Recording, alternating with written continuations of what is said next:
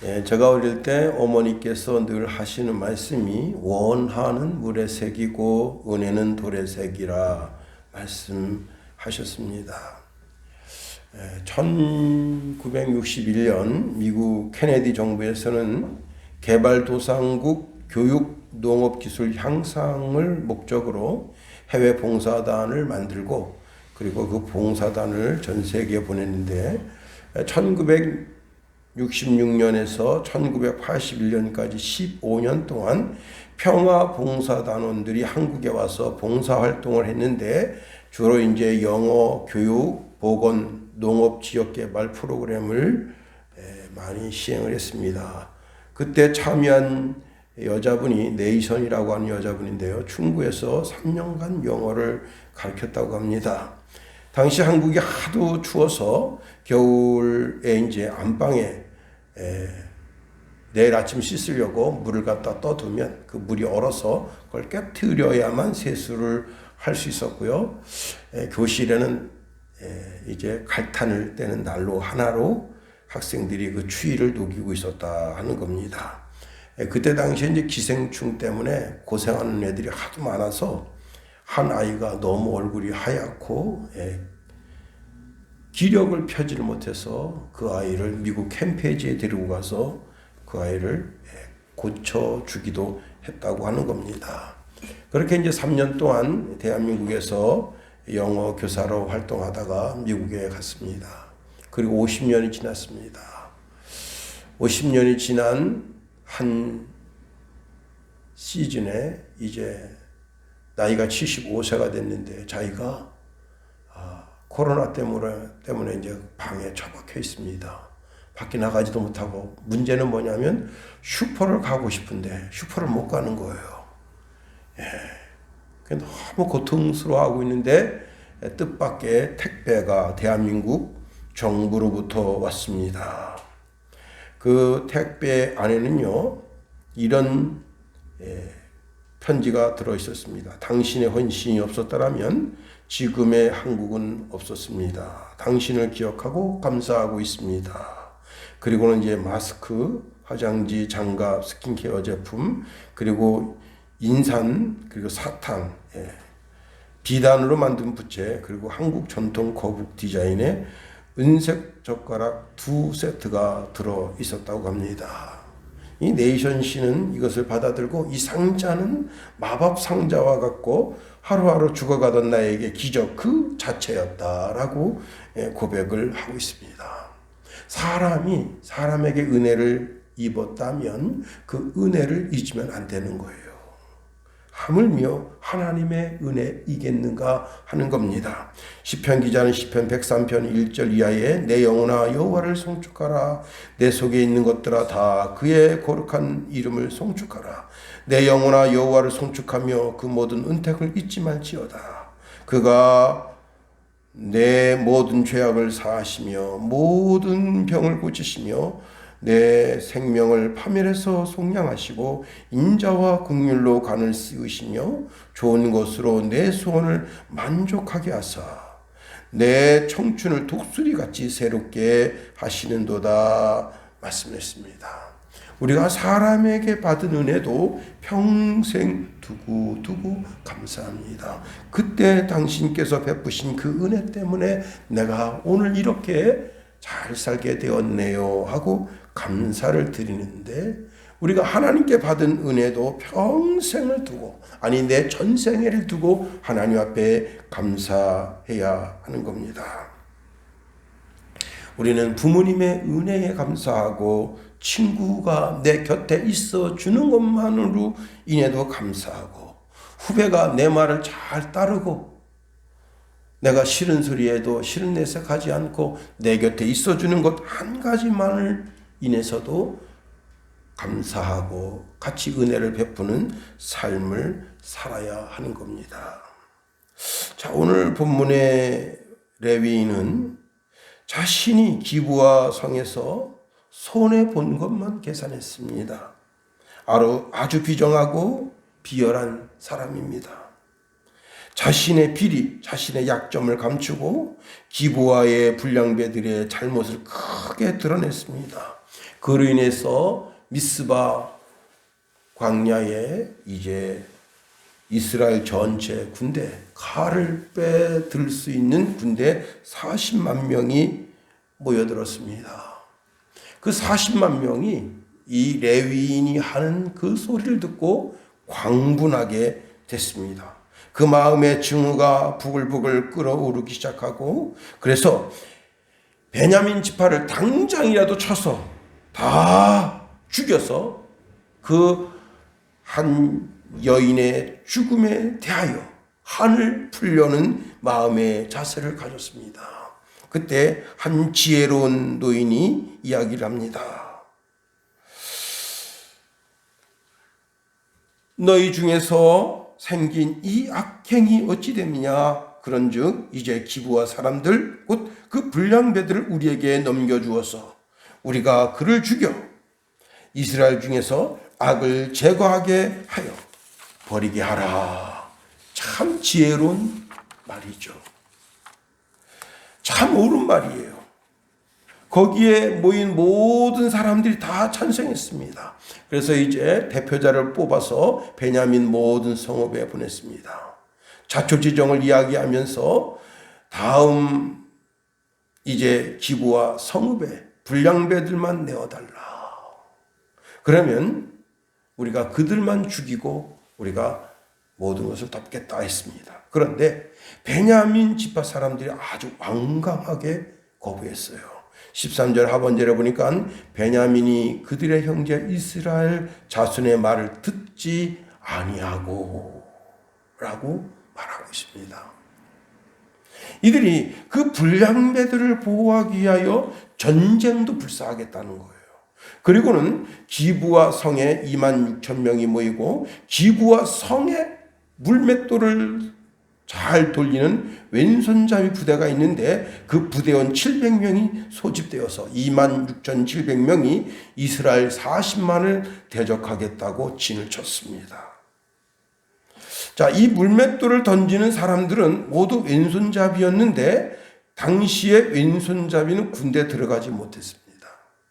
그런데 왼손잡이들만 모아서 왼손으로 물매를 돌려서 맞추는데, 여러분 오른손으로는 낙타 곱비를 잡고 낙타를 달리면서 또는 말을 타고 말을 달리면서 왼손으로 물매를 돌리는데 백발백중이다. 이 물맷돌 무게가 300g에서 450g 정도 된대요. 작은 게 아닙니다. 제 주먹만한 거예요. 그거를 돌리는데 이게 물매를 물매 끈이 이제 두 끈이 있는데 한 끈은 손목에 묶여져 한 끈만 잡고 있어요. 그럼 돌리다가 이 끈을 딱 놓으면 돌이 날아가는 건데 시속 150km까지 날아간다고 합니다. 옛날 성경에는 머리카락 하나까지 명중시킬 정도였다. 그렇게 기록하고 있습니다. 사사기 20장 16절에 보면 이 모든 백성 중에서 택한 700명은 다 왼손잡이라 물매로 돌을 던지면 조금도 틀림이 없는 자들이었더라. 백발백중이다. 흠정역에 보면 돌을 던져 머리털만큼도 빗나가지 아니하게 하는 자들이었더라 했습니다. 자, 두 군대가 마주대하고 있습니다. 언제라도 화살이 날아와도 이상하지 않은 상태가 됐어요. 언제라도 물맷돌이 날아와도 이상하지 않은 상태가 됐습니다. 그때 이스라엘이 하나님께 물었어요. 이 전쟁을 해야 되겠습니까? 하나님께 물었습니다. 그래 하나님께 물으면서 우리 중에 누가 먼저 올라가서 베냐민 자손과 싸워야 하겠습니까? 했더니 하나님이 답을 주십니다. 유다가 먼저 갈지니라.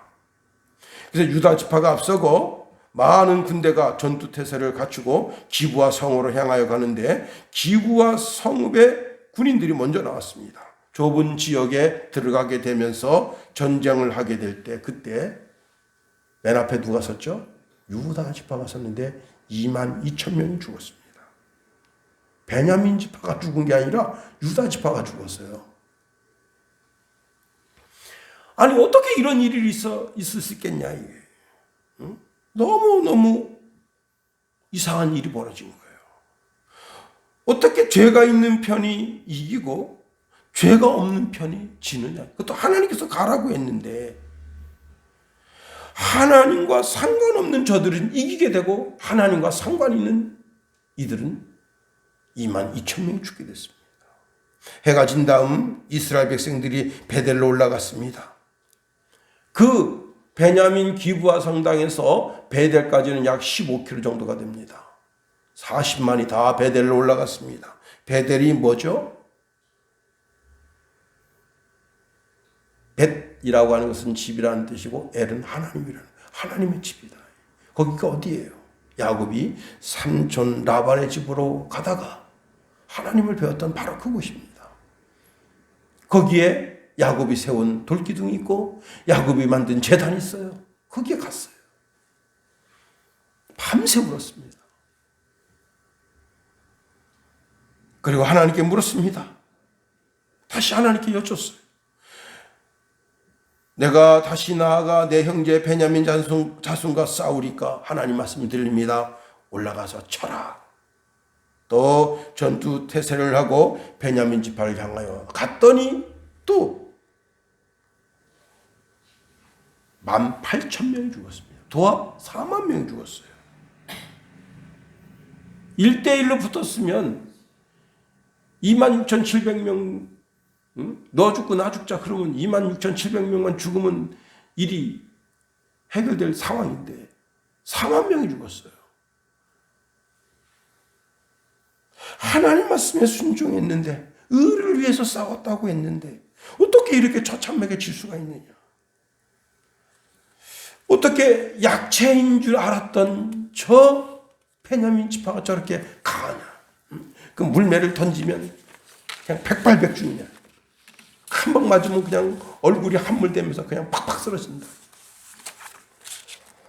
여러분 세상 살다 보면 이런 일도 있고 저런 일도 있습니다. 또 그 해가 저물어서 다시 베델로 올라갔습니다. 밤새 울었어요. 밤새 울면서 하나님 앞에 하나님 이거 어떻게 된 일입니까? 하나님께 물었습니다. 그리고 다시 하나님께 여쭙니다. 우리가 다시 나아가 내 형제 베냐민 자손과 싸우리까 말리까? 하나님이 답을 주십니다. 올라가라. 내일은 내가 그들을 내 손에 넘겨주리라. 여러분 40만의 4분의 1, 4만이 죽은 거예요. 그러니 독이 바치는 거예요. 독이. 제 이종 사촌 형님이 해병되셨어요. 그래서 월남전에 갔다 왔습니다. 여기서는 이제 칼빈, M1 이런 거로 군사훈련을 했습니다. 갔더니 새총 M16을 받은 거예요. 어떻게 쏠지도 몰라. 왜? 그냥 받은 거니까. 그런데 첫 작전에 나갔는데 자기 주위에서 3명이 그냥 파파팡 하고 3명이 죽은 거예요. 그러니까 어떻게 쏘는지도 모르는데 그냥 탄창 집어넣고 그냥 갈겼대요.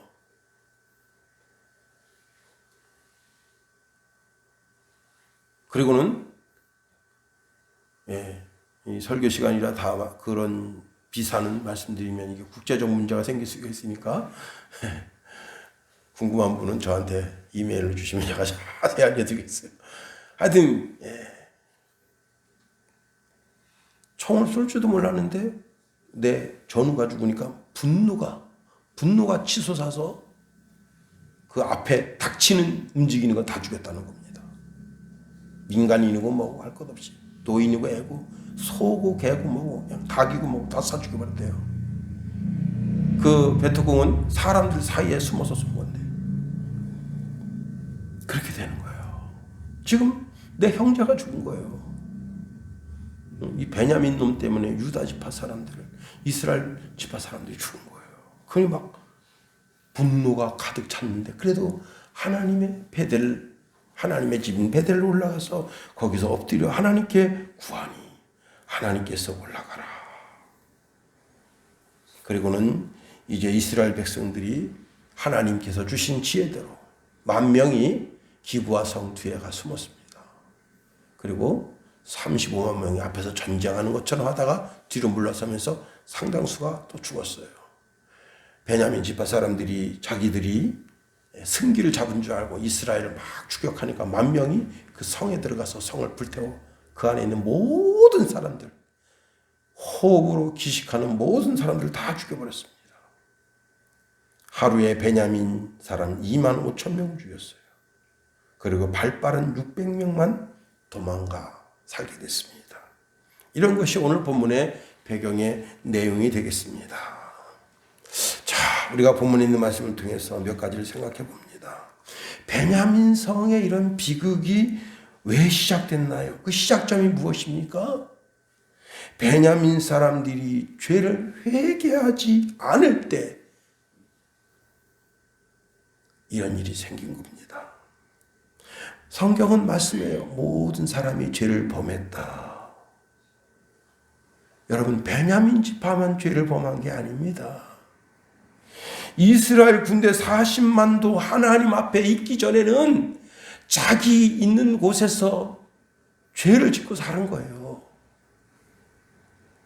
그런데 자, 첫 번 전투에서 22,000명, 두 번째 전투에서 18,000명이 죽은 거예요. 이들이 하나님 앞에 있었음에도 불구하고, 베델을 찾는 사람이었음에도 불구하고, 하나님의 의를 이루겠다고 모인 사람임에도 불구하고 이틀간 전쟁에서 4만 명이 죽은 겁니다.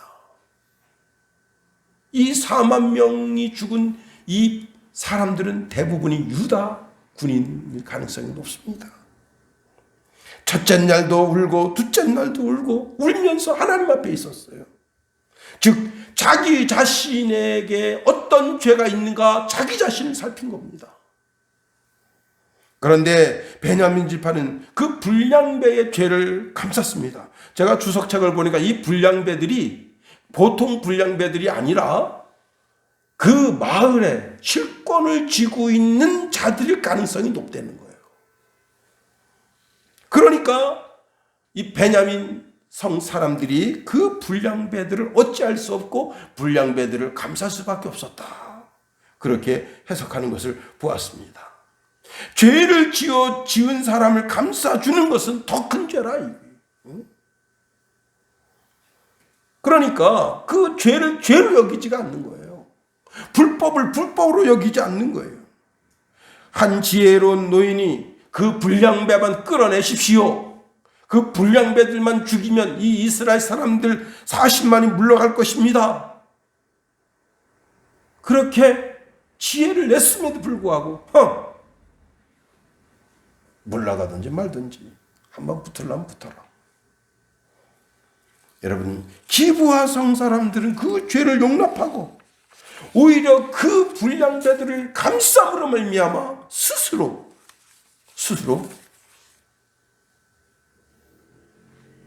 하나님의 심판을 자처했다. 로마서 6장 23절에 보니까 죄의 삭은 사망이요 그랬습니다. 잠언서 11장 19절에 보면 공의를 굳게 지키는 자는 생명에 이르고 악을 따르는 자는 사망에 이르느니라 했습니다. 오늘 우리가 하루를 살면서 우리는 충분히 죄를 지을 수 있어요. 입술로 죄를 짓고 생각으로 죄를 짓고 행동으로 죄를 지을 수가 있습니다. 그러나 우리가 매 순간 자기 자신의 잘못을 깨닫고 뭐가 필요한 거예요? 회개가 필요한 거예요. 회개가. 오늘날도 죄를 죄로 여기지 않는 그 사람들은 하나님은 그 땅을 고치시겠다고 말씀하셨어요. 그 땅이 뭐예요? 사람이란 말이에요. 사람. 그 사람 심보를 고치겠다는 거예요. 하나님의 공의가 있음을 하나님이 명백하게 보여주시겠다는 거예요. 개인적으로 죄를 지으면 개인이 망하게 하시고, 가정이 죄가 있으면 가정을 망하게 하시고, 그 교회가 죄가 있으면 그 교회를 헐어버리시겠다는 거예요. 죄가 있으면 득이 될 것이 아무것도 없습니다. 죄가 있는 것은 하나님의 심판이 많은 거예요. 복이 될 수가 없습니다. 여러분, 죄로 인하여 임하는 불행이 얼마나 큰지를 알아야 돼요. 죄가 있는 개인이 행복할 수가 없고 죄가 있는 가정이 행복할 수가 없습니다. 죄가 만연한 국가가 행복할 수가 없어요. 제가 가끔 이제 그 페이스북을 보는데 어느 나라인지 모르지만 참 그 나라는 도둑이 그렇게 많아요. 길거리에 오토바이 서 있으면 그냥 훔쳐갑니다. 자동차도 훔쳐가요. 여자 핸드폰 훔쳐가는 것은 뭐 이거는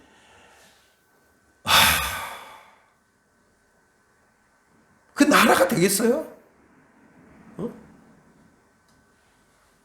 안 되는 거예요. 도둑질 해놓고 그걸 기뻐하고 즐거워합니다. 그 나라가 되겠냐고요. 안 되는 거예요. 아니 우리나라에도 지금 많은 정치인들이 죄를 짓고 죄를 여기지 않습니다. 나라가 안 된다고요.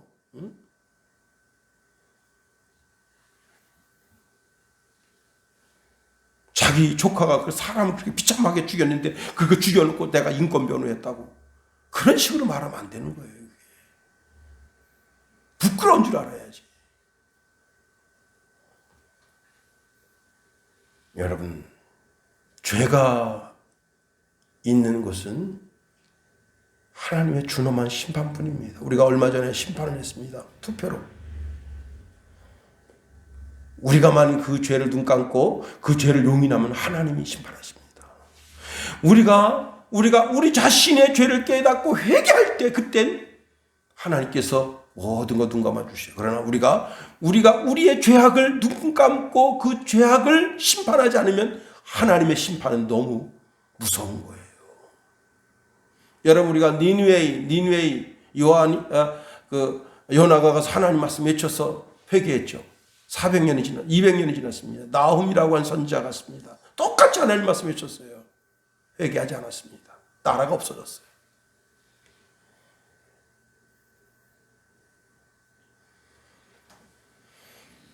우리 그리스도이신 예수님께서 십자가에서 죽으셨습니다. 왜 죽으셨나요? 우리 죄를 없애주시려고. 히브리서 9장 26절에 그리하면 그가 세상을 창조하실 때부터 자주 고난을 받았어야 할 것이로되 이제 자기를 단번에 제물로 드려 죄를 없이 하시려고 세상 끝에 나타나셨느니라. 우리 주님은 죄를 없이 하시려고 십자가에 달려서 누구든지 예수 그리스도가 나를 위하여 십자가를 졌다고 하는 사실을 믿고 그분이 나의 메시아요 나의 하나님이요 나의 구원자인 것을 믿기만 하면 모든 죄를 다 용서해 주신다. 자, 이 기브와 성 사람들, 베냐민 성 사람들 우리가 잘못했습니다. 기브와 성읍 사람들이 잘못했습니다. 그 건달들이 잘못했습니다. 하고 사과문을 쓰고 그 40만 앞에 고개를 숙이고 죄송합니다. 우리가 어릴 때부터 사람을 잘못 교육했네요. 하고 반성했으면 이런 일이 없습니다. 시편 51편 17절에 보니까 하나님께서 구하시는 제사는 상한 심령이라 하나님이여 상하고 통회하는 마음을 주께서 멸시하지 아니하시리다 했습니다. 콜롬비아 한 공원에 비둘기가 날지를 못하고 계속 고양이한테 들고양이한테 쫓깁니다.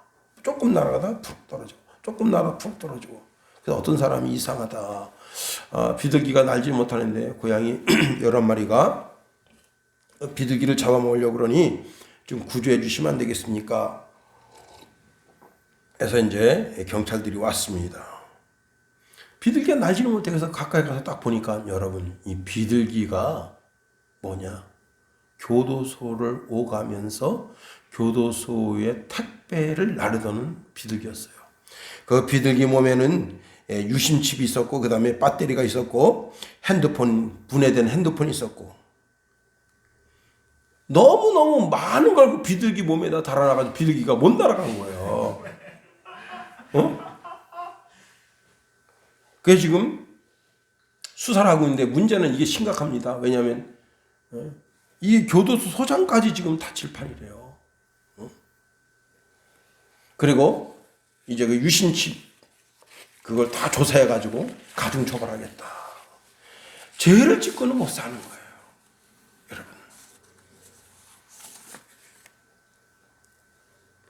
제가 오늘 하루 살아온 삶 속에서 하나님 앞에 정말 깨끗하게 살려고 몸부림쳤지만 그래도 하나님 앞에 섰을 때 부끄러운 모습으로 하나님 제가 이렇게 연약함을 제 몸에 짊어지고 있네요 하고 회개할 수밖에 없는 거예요. 회개가 그렇게 중요한 거예요. 요한일서 1장 9절에 보니까 만일 우리가 우리 죄를 자백하면 저를 미쁘시고 의로우사 우리 죄를 사하시며 모든 불의에서 우리를 깨끗게 하실 것이요 말씀하십니다. 두 번째로 베냐민 지파가 이렇게 망하게 된 이유는 뭐냐? 자기 능력을 너무 과신한 거예요. 오늘 물맷돌 부대에 대해서 아주 자세하게 설명하고 있습니다. 이들은 오늘날로 말하면 저격수예요. 저격수가 700명입니다. 제가 아까 말씀드렸죠. 물맷돌 무게가 300g에서 450g 정도 되는데 낙타를 타고 탁탁탁 달리면서 탁 하고 던질 수가 있어요. 백발백중이야. 최근 러시아하고 우크라이나 전쟁 속에서 앞으로 사용할 탄환이 17집뿐이라고 합니다. 그런데 물맷돌 탄환은 무궁무진해요. 땅바닥에서 그냥 주워 올리기만 하면 다 돌이야. 그런데 자 베냐민 지파 군대가 26,700명입니다. 그 가운데 700명은 잘 훈련된 강철 부대와 같은 사람들이에요. 1차 공격에서 연합군을 22,000명을 죽였습니다. 2차 공격에서 18,000을 죽였어요. 이스라엘 군의 10분의 1을 죽인 거예요. 여러분, 그러니까 야 이거 해볼 만한데 이렇게 해서 열흘만 싸우면 반은 죽이겠다. 야. 사실 이 최전선에 나온 연합군대도 보통 군대가 아닙니다. 2절에 보면 칼을 빼는 보병 40만 명이라고 그랬어요. 17절에 보면 칼을 빼는 자의 수는 40만 명이니 다 전사라 했어요. 그러니까 이 연합군들로 다 어느 정도 전쟁에 능한 전사들입니다. 그런데 26,700명은 그들에 비하면 더 탁월하다. 첫째 날 전쟁과 두 번째 전쟁 날을 통해서 야 해볼 만한데 오늘날로 말하면 실팀하고 똑같아요. 실팀. 우리나라 강철부대. 예? 자 26,700명으로 40만 명을 상대해서 4만 명을 죽였으면 이게 보통 전과가 아니잖아요. 그러니 점점 교만하게 되는 겁니다. 여러분, 다윗이 골리앗과 전쟁할 때 골리앗이 완전 무장해서 여기만 탁 내놨어요. 여기만. 전신이 철갑이에요. 전신. 손도 다 철갑 장갑 꼈어요.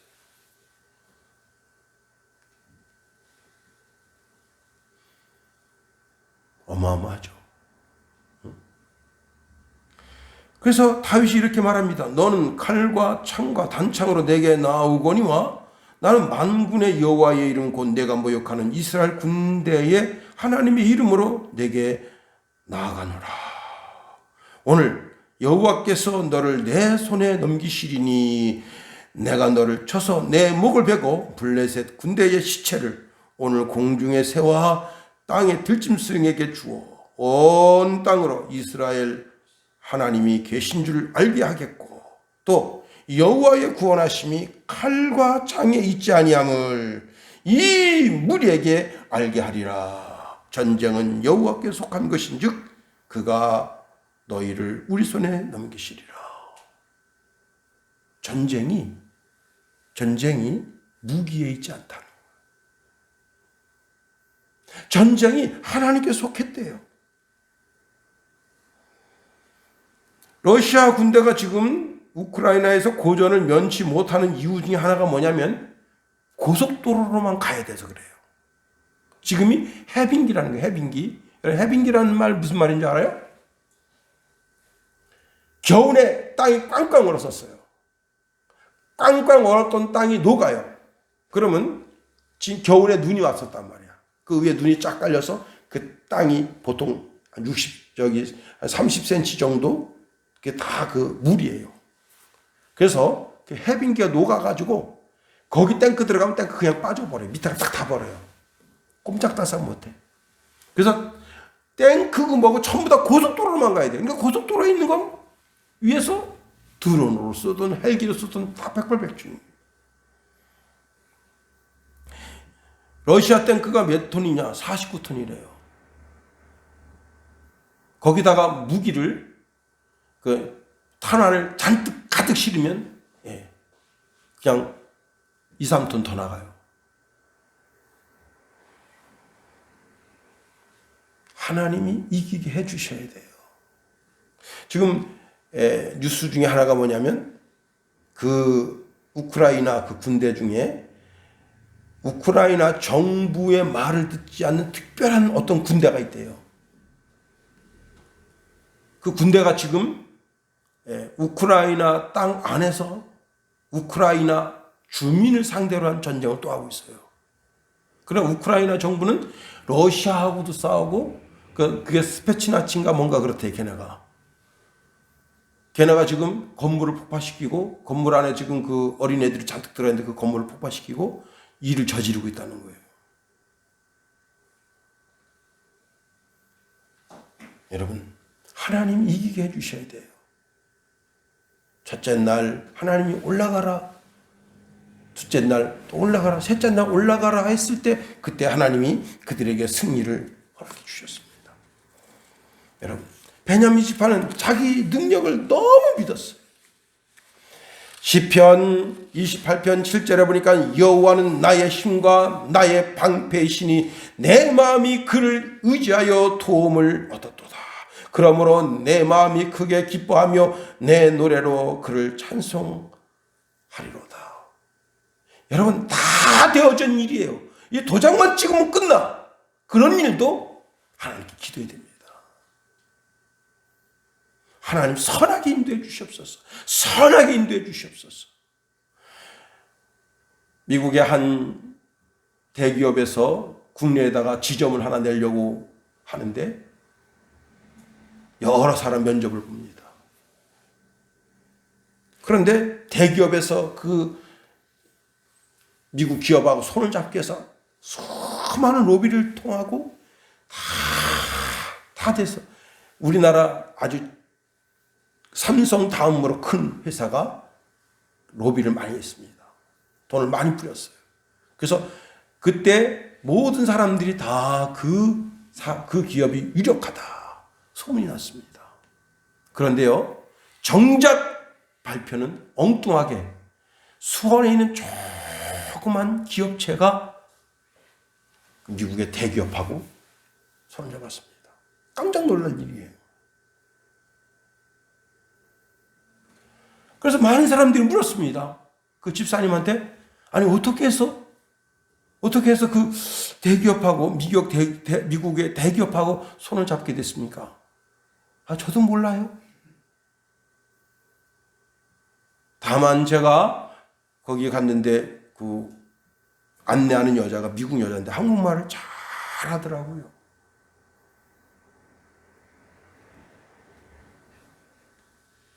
그 여자하고 맨 마지막으로 자기가 이제 면접을 보게 되는데 몇 마디 나눌 것밖에 없었다.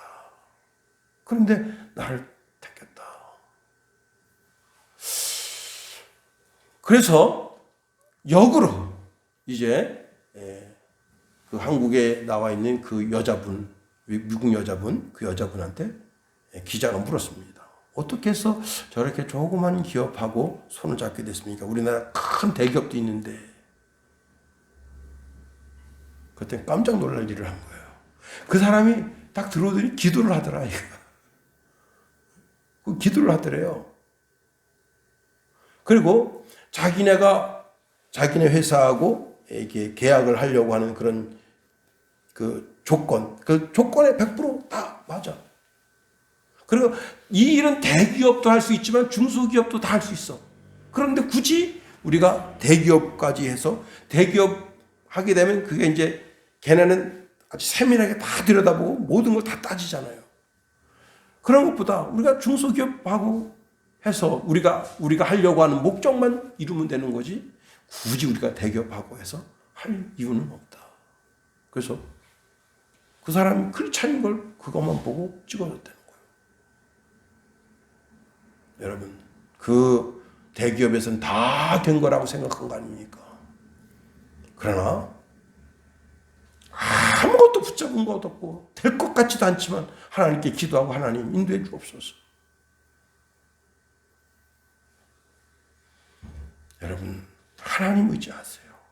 끝까지 하나님 의지하세요. 공부도 하나님을 의지해야 되는 거예요.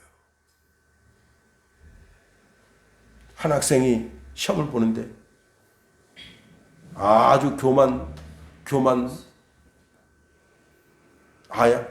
떨어요. 시험 참 쉽네. 뭐 그러면서 이건 난 100점이지 뭐. 하나쯤 밀렸어요. 답 하나 밀렸다고. 사업에도 돈 의지하지 말고 하나님 의지하세요. 그러면 안 될 일도 되게 하고 꼭 될 일이 안 됐으면 거기에 하나님의 섭리가 있고 하나님의 뜻과 계획이 있는 겁니다. 세 번째로, 베냐민 사람들은 하나님 편에 있지 않았어요. 깡패 편에 섰어요. 죄악의 편에 있었어요. 이스라엘 40만 명은 하나님 편에 있으려고 몸부림쳤어요. 베델로 올라가서 하나님께 뜻을 물은 거예요. 밤새도록 통회하면서 하나님 뜻이 무엇입니까? 하나님 뜻을 물은 거예요. 그러나 베냐민 사람들은 깡패 편에 섰어요. 죄악 편에 섰어요. 이스라엘 백성들은 오직 하나님 앞에 있기 위해서 베델로 올라갑니다. 첫째 날 올라갑니다. 둘째 날 올라갑니다. 또 올라가요. 그리고 하나님께 물어요. 하나님 뜻을 알려주옵소서. 한 집사님이 사업하다 쫄딱 망했어요. IMF가 와가지고 돈이 회전하지 않으니까 쫄딱 망했어요. 그런데 자기가 할 게 막막합니다. 자기 집이 기본적으로 한 달에 300만 원은 써야 되는데 흔히 뭐 애들이 지금 막 학원 다니다고 다 끊고 그리고 이제 진짜 막 집이 막 그 회사가 그렇게 되니까 허덕허덕 되니까 다 망하게 된 거예요. 그래서 자기가 궁여지책으로 뭐 할 게 없을까 보니까 그래도 손쉽게 할 수 있는 게 택시예요, 택시. 그 택시 회사에 가서 면접을 봤습니다.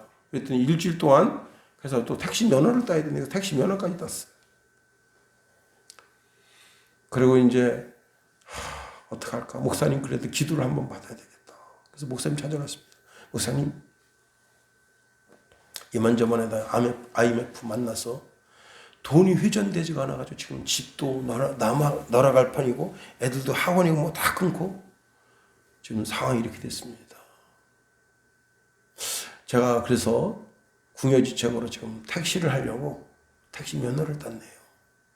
그래서 이제 회사에서 오라 하면 가서 택시 운전을 하려고 합니다.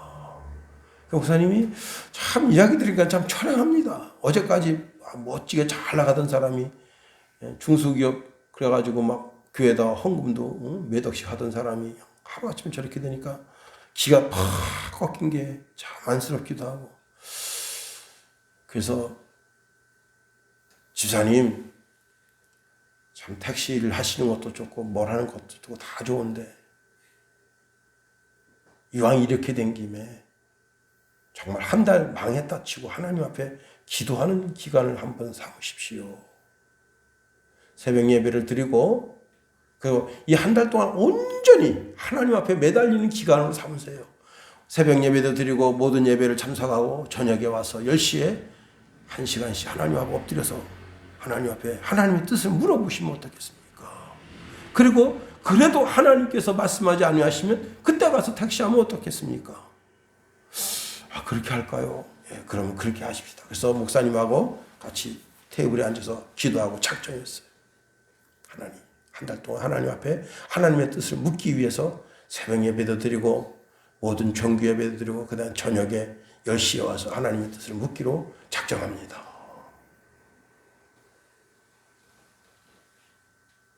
하루, 이틀, 열흘 다 끝나가는데 하나님의 답이 없어요.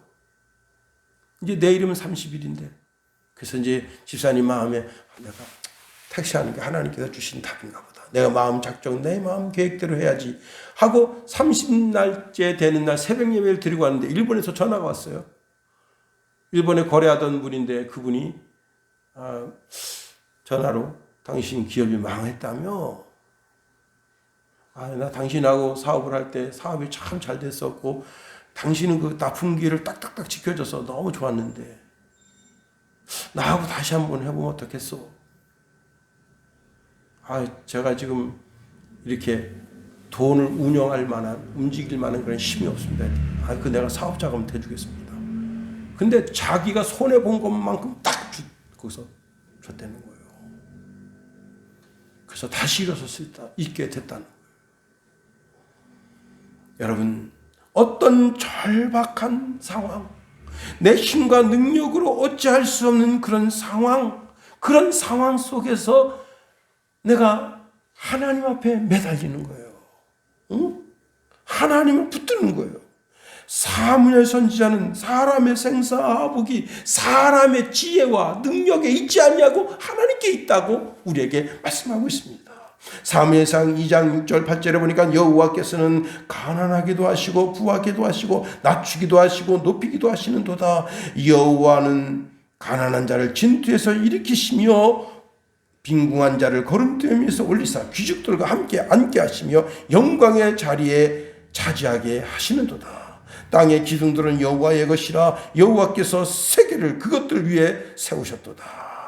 그가 그의 거룩한 자들의 발을 지키실 것이요 악인들을 흑암 중에서 잠잠하게 하시리니 힘으로는 이길 사람이 없음이로다. 다윗을 보세요. 다윗이 의지했던 것이 형님들이 많으니까 형님들 의지했나요? 아닙니다. 자기 아버지를 의지했나요? 아닙니다.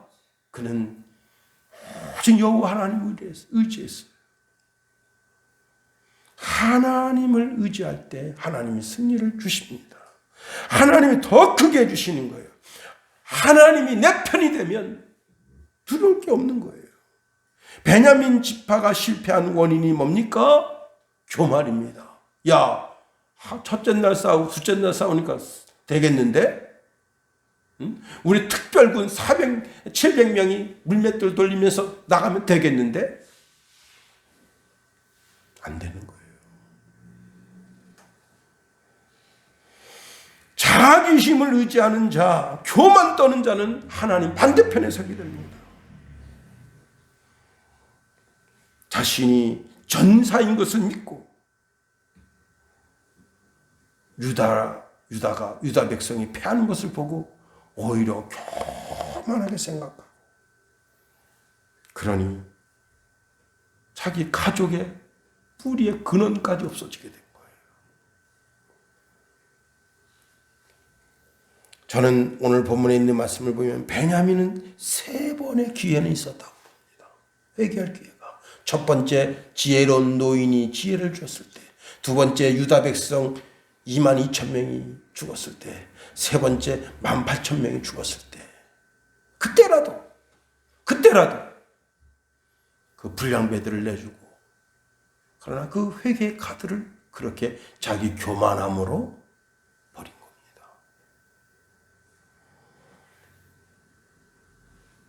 이제 말씀을 마칩니다. 왜 베냐민 지파가 어그러지게 됐는가 하는 것은 내가 이 땅에 살아나갈 때 과연 하나님께로부터 복을 받는 사람이냐 아니면 하나님의 복을 걷어차는 사람인가를 보여주게 되는 겁니다.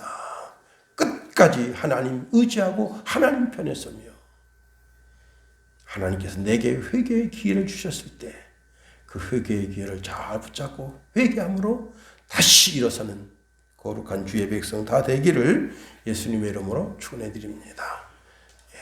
주기도문 하겠어요? 하늘에 계신 우리 아버지, 아버지의 이름을 거룩하게 하시며 아버지의 나라가 오게 하시며 아버지의 뜻이 하늘에서와 같이 땅에서도 이루어지게 하소서. 오늘 우리에게 일용할 양식을 주시고 우리가 우리에게 잘못한 사람을 용서하여 준 것 같이 우리 죄를 용서하여 주시고 우리를 시험에 빠지지 않게 하시고 악에서 구하소서. 나라와 권능과 영광이 영원히 아버지의 것입니다. 아멘.